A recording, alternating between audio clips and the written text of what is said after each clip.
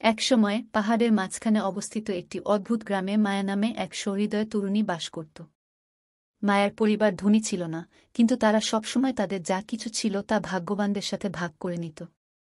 এক ঠান্ডা সন্ধ্যায় মায়া যখন গ্রামের কুয়া থেকে জল আনতে বাড়ি ফিরছিল, তখন সে লক্ষ্য করল এক বৃদ্ধ লোক বেঞ্চে বসে ঠান্ডায় কাঁপছে।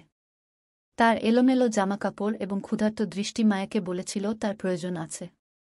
বিনা দ্বিধায় মায়া তার কাছে গেল এবং তাকে তার কোট এবং তার পরিবারের রাতের খাবার থেকে একটি গরম খাবার অফার করল। কৃতজ্ঞতা জানিয়ে বৃদ্ধ মায়ার মমতা মেনে নিয়ে খেতে লাগলেন।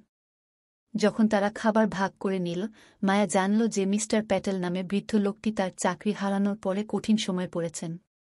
তার কোনো পরিবার ছিল না এবং বেঁচে থাকার জন্য সংগ্রাম করে রাস্তায় ঘুরে বেড়াচ্ছিল।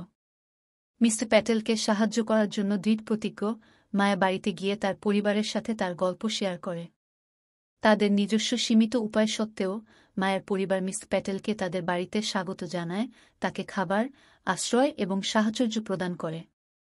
দিনগুলি সপ্তাহে পরিণত হওয়ার সাথে সাথে মিস্টার প্যাটেলের আত্মা উত্থিত হয় এবং তিনি ভবিষ্যতের জন্য আশা ফিরে পান।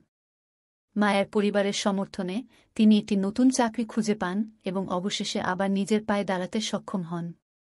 তাদের দয়ার জন্য কৃতজ্ঞ, মিস্টার প্যাটেল মায়া এবং তার পরিবার যেমন তাকে সাহায্য করেছিল ঠিক তেমনি অন্যদের সাহায্য করার জন্য এটিকে এগিয়ে দেওয়ার প্রতিশ্রুতি দিয়েছিলেন।